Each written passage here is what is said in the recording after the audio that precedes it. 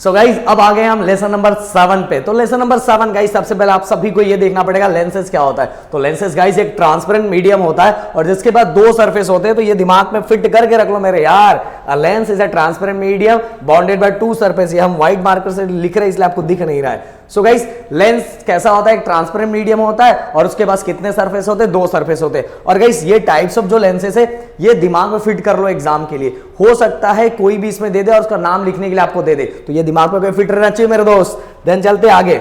Then इसके बाद guys इसमें से कुछ क्वेश्चन आपको एग्जाम में पूछा जा सकता है। ये डायग्राम बना के रखो। सबसे आपको पूछा जा सकता है सेंटर ऑफ कर्वेचर। तो सेंटर ऑफ कर्वेचर का जो सिंबल होता है वो होता है सी। अब देखो ये भाई ब्लैक पेन ले लिया ना, ये बहुत घपला होता है। ब्लैक पेन लिया तो ये स्क्रीन आ गया। सेंटर ऑफ कर्वेचर का जो सिंबल होता है सी होता है। और सेंटर ऑफ कर्वेचर होता क्या है, देखो जिससे ये हमारा लेंस बना है ना उस स्फीयर की बात हो रही है। तो इसीलिए उस स्फीयर का जो सेंटर होता है जिससे ये हमारा लेंस बना है, हमारा लेंस एक स्फीयर से बना होता है।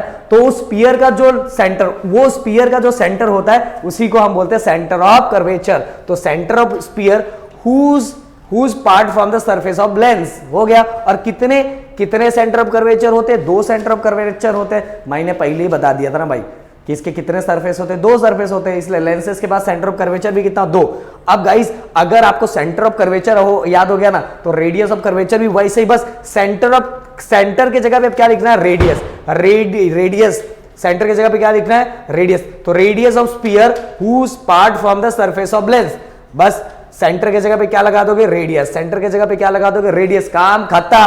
तो centre of curvature whose part from the surface of lens and radius of sphere whose part from the surface of lens, हो गया खत्म। और यहां दो सेंटर है तो दो रेडियस भी होगा, इसलिए रेडियस क्या है, R1 एंड R2। इसके बाद गाइस नेक्स्ट जो हमारा प्रिंसिपल एक्सिस है, क्या एक्सिस है, कौन सा, प्रिंसिपल एक्सिस। अब भाई प्रिंसिपल एक्सिस आप सभी को पता है, ये वाला लाइन है, ये वाला लाइन है। तो ये वाला लाइन सच में थोड़ी आपके लेंस पे ये वाला लाइन मारा रहता है, नहीं, लाइन मारते हो पर ये वाला लाइन मारा नहीं रहता। तो प्रिंसिपल एक्सिस क्या होता है, imaginary line passing through the centre of curvature. ये देखो ये सेंटर ऑफ कर्वेचर से ये लाइन जो पास किया हुआ है, तो एकदम दिमाग में फिट कर लो, imaginary line passing through centre of curvature. काम खत्म। ये वाली जो लाइन है जो सेंटर ऑफ कर्वेचर पे से पास है, दो सेंटर ऑफ कर्वेचर है और दोनों सेंटर ऑफ कर्वेचर से जो पास होती है लाइन जाती है उसको बोलते हैं प्रिंसिपल एक्सिस। अब आते हैं ऑप्टिकल सेंटर। अब देखो ये जो वाला जो सेंटर था वो स्फीयर का था जिससे लेंस बना है, पर ये वाला सेंटर ये लेंस का है। किसका सेंटर है, ये लेंस का। तो बस इतना लिख दोगे तो भी चलेगा। Centre of lens is called a optical centre और उसका सिंबल क्या होता है, O होता है। Then principal focus. Principal focus बहुत सिंपल है गाइस, इतना ज्यादा टेंशन लेने वाली बात नहीं। बहुत सारे बच्चे इसमें टेंशन लेते हैं। तो यहां मान लो ये ऐसे बना दूं, कैसे बनाऊं आपको, पहले इसको इरेज कर देते हैं हम और इसको हम थोड़ा छोटा ले लेते हैं ऐसे। अब देखो light ray parallel to the principal axis are incident on a convex lens, they are convex to point on the principal axis. इसी को क्या बोलते हैं, प्रिंसिपल फोकस। पर समझ में नहीं आया, मैं समझाता हूं ना, टेंशन क्या लेते हो। तो okay, incident ray parallel to the principal axis. जो लाइट आने वाली लाइट है वो किसके पैरेलल होती है, वो पैरेलल होती है इस प्रिंसिपल एक्सिस को। तो पहला पॉइंट दिमाग में रख लो, incident ray parallel to the principal axis, they get reflected from a convex lens. ये कौन सा लेंस है, कॉन्वेक्स लेंस। कहां से रिफ्लेक्ट हो रहा है, कहां से रिफ्रैक्ट हो रहा है, रिफ्रैक्ट। ओके, कहां से रिफ्रैक्ट हो रहा है, कॉन्वेक्स लेंस। और कॉन्वेक्स लेंस के बाद रिफ्लैक्ट होने के बाद ये कॉन्वर्ज हो जाता है। एक पॉइंट पे क्या होता है, कॉन्वर्ज होता है। एक पॉइंट पे जाके इकट्ठा कॉन्वर्ज होता है और जिस पॉइंट पे जाके कॉन्वर्ज होता है उसी पॉइंट को हम क्या बोलते हैं, प्रिंसिपल फोकस। क्या बोलते हैं, प्रिंसिपल फोकस। तो light ray parallel to the principal axis, incident, आप बोल दो incident on a convex lens. Incident on a convex, हाँ क्योंकि ये पास होगी ना इसलिए ऐसा लिखो, incident on a convex lens, they converging. किसके ऊपर कॉन्वर्ज हो रहा है, किसके ऊपर कॉन्वर्ज हो रहा है, converge on a principal axis. और इसी वाले पॉइंट को जहां कॉन्वर्ज हो रहा है उसी को हम क्या बोलेंगे, प्रिंसिपल फोकस। खत्म, पैसा हजम।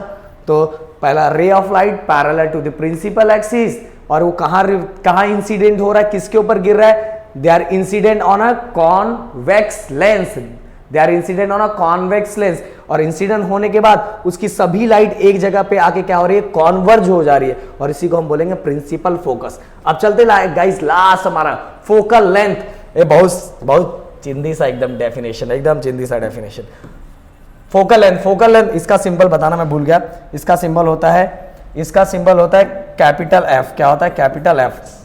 अब फोकल लेंथ का जो सिंबल होता है वो होता है स्मॉल एफ। गाइस बस ये 2 पॉइंट याद रखो, optical centre and principal focus. Optical centre ये वाला ऑप्टिकल सेंटर और जहां फोकस होगा, ये दोनों के बीच का जो डिस्टेंस होता है, distance between optical centre and principal focus, इसी को क्या बोलेंगे? Focal length. Distance between optical centre and principal focus, इसको क्या बोलेंगे हम? Focal length. खत्म। Distance between optical centre and principal focus, इसी को हम क्या बोलेंगे? Focal length. क्या बोलेंगे? Focal length. अब चलते आगे। देन गाइस नेक्स्ट हमारा रे डायग्राम। रे डायग्राम के लिए मेरे जान 3 पॉइंट याद रखना पड़ेगा आपको। ओके, जब लाइट सीधी आती है, जब इंसिडेंट रे सीधा आता है तो किस पे से चला जाता है? फोकस पे से। और जब फोकस पे से आता है तो पैरेलल चला जाता है। देन इसके बाद अगर ऑप्टिकल सेंटर पे से आएगा तो ऑप्टिकल सेंटर से सीधे पास हो जाएगा, कहीं किसी और पॉइंट पे नहीं जाएगा। तो इसको कैसे लिखेंगे?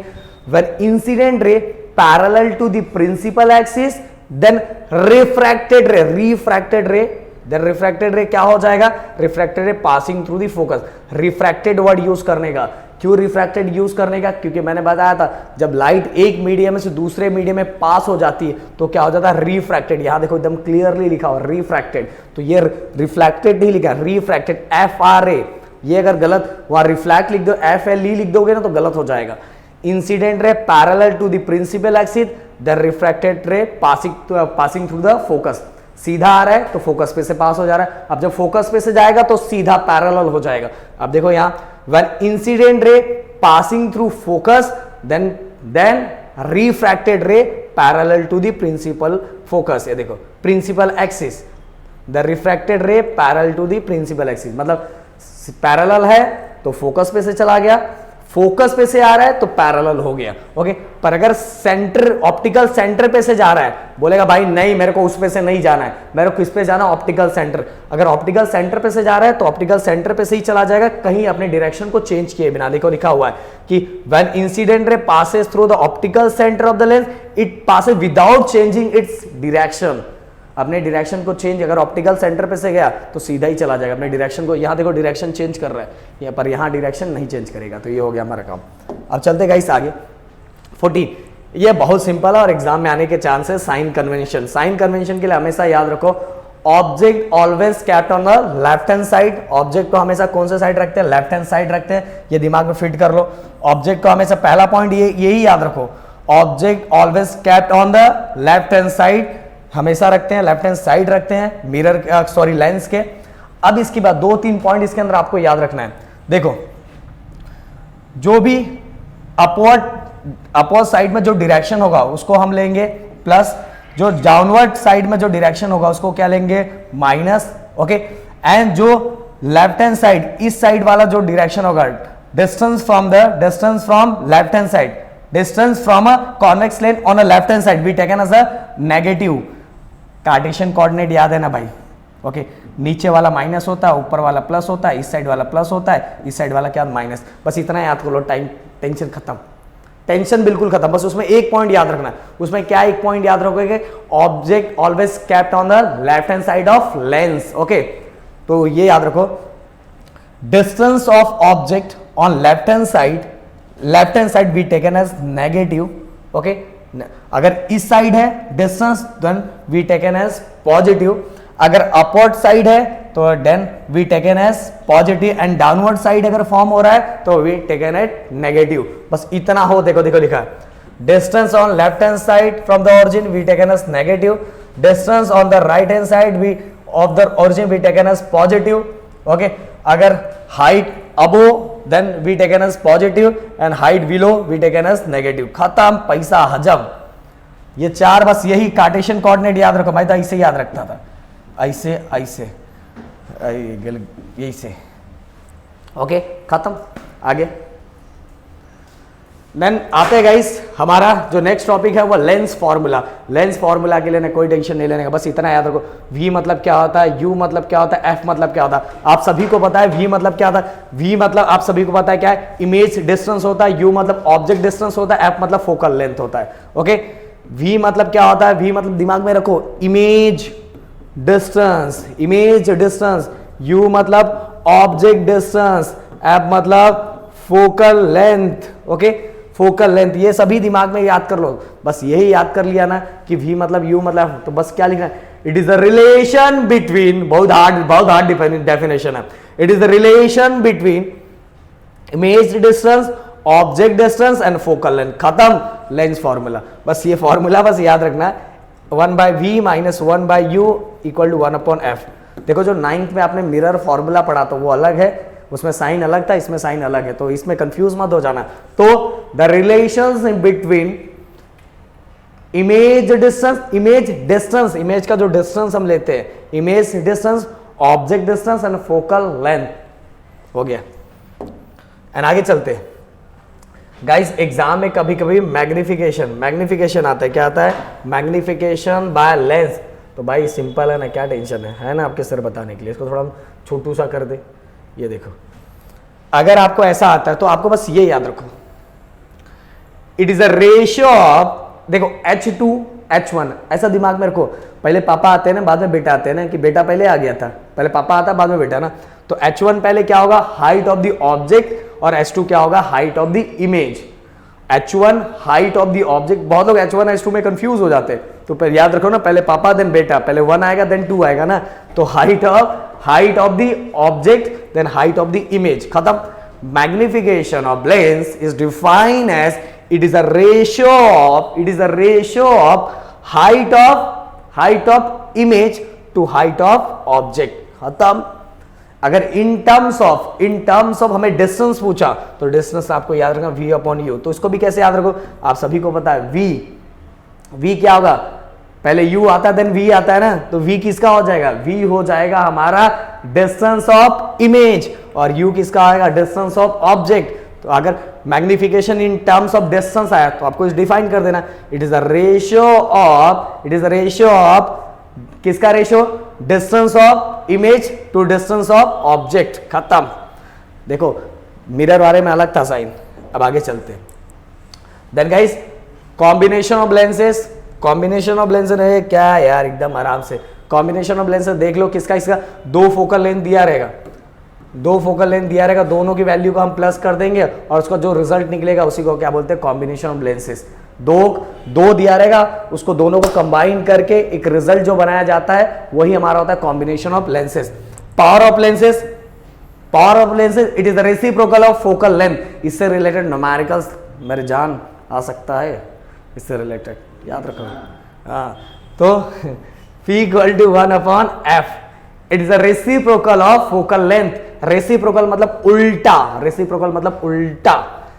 It is a reciprocal of, अगर एग्जाम में कोई आपसे पूछा डिफाइन पावर ऑफ लेंस तो लिख देना, क्या लिखोगे, it is the reciprocal of focal length, और पावर ऑफ लेंस का जो ये याद रखना, हाँ, पावर ऑफ लेंस का यूनिट है वो किसमें हम लिखते हैं, डायप्टर, और उसका जो सिंबल होता है वो क्या होता है, D, और 1 डायप्टर इक्वल टू कितना आता है, ये याद रखना। ये वैल्यूज दिमाग में फिट कर लो मेरे दोस्त, अगर फिट कर लोगे तो कंफ्यूजन हो जाएगा। एग्जाम में कभी कभी ऐसा पूछा रहता है कि हमें पावर दिया हुआ है, पावर नहीं, हमें मान लो हमें ये दिया हुआ है, चलो एक क्वेश्चन तुम्हें छोड़ के जाता हूं तुम्हारे ऊपर, इसको पहले हम हटा दे, आई ये तो पूरा हट गया, सॉरी गाइज, हमें क्वेश्चन देके जाता हूं तुम्हें, और ये आपके लिए बहुत हार्ड वाला क्वेश्चन होगा, इतना हार्ड होगा ना क्या बताऊं। देखो P = 1/f होता है, बट अगर फोकल लेंथ की वैल्यू 20 है, फोकल लेंथ की वैल्यू कितनी है, 20 है, तो बताओ मुझे पावर की वैल्यू कितनी होगी, ये मुझे कमेंट करके मुझे बताना। अगर ये आपने कर दिया ना तो मेरे को मजा आ जाएगा कि आप कर रहे हो, पढ़ाई कर रहे हो तो। और इसका यूनिट याद रखना, यूनिट क्या होता है, डायप्टर, पावर ऑफ लेंस का। सो गाइज, हाँ, यूजेस ऑफ कॉन्वेक्स लेंस, इसके अंदर कोई भी 2-3 पॉइंट याद कर लो, 3 या 4 पॉइंट छोटे छोटे जो यूजेस है वो याद कर लो।